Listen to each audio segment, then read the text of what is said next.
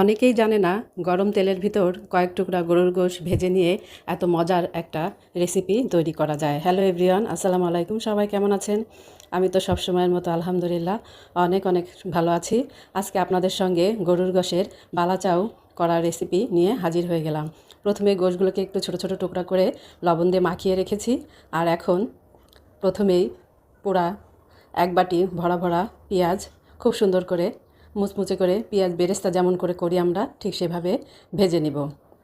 আর এখানে পেঁয়াজ বেরেস্তাগুলো হয়ে গিয়েছে, আমি সেগুলো উঠিয়ে রেখে তার ভিতরে কতগুলো রসুনও ঠিক যেভাবে পেঁয়াজ ভেজেছি সেভাবেই লাল লাল করে ভেজে নিব। এবং এগুলো একে একে হয়ে যাচ্ছে আর আমি সবগুলোই আস্তে আস্তে উঠিয়ে রেখে দিলাম। আর সেই তেলেই এখন আমি সেই লবণ দিয়ে মেখে রাখা গরুর গোশগুলো একদম যেমন করে পেঁয়াজ রসুন ভেজেছি তেমন করেই ভেজে নিব।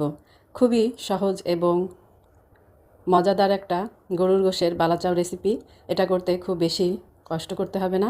আপনার বাসায় যদি পেঁয়াজ রসুন কাটাই থাকে, আর এখন যেহেতু কুরবানির সিজন, সবাই ঘরে অনেক অনেক গোশ আছে, আপনার ঘরে গরুর গোশ থাকতে থাকতে অবশ্যই আপনি এই গরুর গোশের বালাচাও একদিন বানিয়ে খেয়ে দেখবেন। আপনার যখন কোনো রান্না করতে ইচ্ছা করবে না, আপনার ঘরে যে রান্নাটা আছে খেতে ইচ্ছা করবে না, আপনি এই খাবারটা একটু মরিচ পেস্ট দিয়ে সরিষার তেল দিয়ে মেখে খেয়ে নেবেন। এক প্লেট ভাত অনায়াসেই খেয়ে নিতে পারবেন। আপনাদের টিপস দিতে দিতে আমার কিন্তু গোশটা ভাজা হয়ে গিয়েছে এবং আমি তার সঙ্গে কতগুলো শুকনো মরিচও কিন্তু ভেজে নিয়েছি। আর এখন এগুলো উঠিয়ে ঠান্ডা হওয়ার জন্য রেখে দেব। অবশ্যই এগুলোকে একটু ঠান্ডা করে ব্লেন্ড করবেন, কারণ গরম জিনিস ব্লেন্ডারে দিলে ব্লেন্ডার ক্ষতি হয়। তো আমার কথা বলতে বলতে কিন্তু এটা ঠান্ডা হয়ে গিয়েছে। এখন আমি ব্লেন্ডার জারে এগুলো দিয়ে সুন্দর করে ছাড়িয়ে নেব। গোশটা ঠিক পেঁয়াজ রসুন যেরকম সাইজ ঝোড়া ঝোড়া করেছি সেরকমেরই। আগে তো পেঁয়াজ মরিচগুলো আমার ভাজা ছিল, আর এখন গরুর গোশটাও ঠিক এরকমেরই পেঁয়াজ রসুনের মতো করেই করে নিলাম। আর এখন এগুলো সব একসঙ্গে সুন্দর করে মিক্সড করে আপনি অনেক দিনের জন্য রেখে দিতে পারবেন নর্মাল ফ্রিজে। 2-3 মাস তো অনায়াসেই ভালো থাকবে।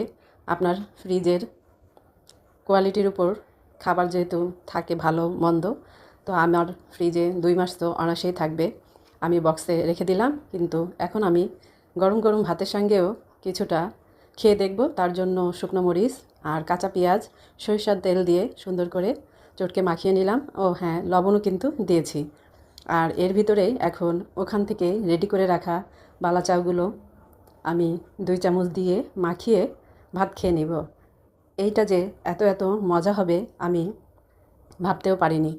অনেক অনেক স্বাদ হয়েছে, মজা হয়েছে। এটা দিয়ে তো ভাত খেতে গেলে আপনার টেবিলের আর কোনো খাবারের দিকে আপনার চোখই যাবে না। এটা দিয়েই ভাত খেয়ে আপনি উঠে যেতে পারবেন অনায়াসে। তো চিংড়ি মাছ বলছি, গরুর গোশের বালাচাও রেসিপিটা আপনাদের কেমন লাগলো অবশ্যই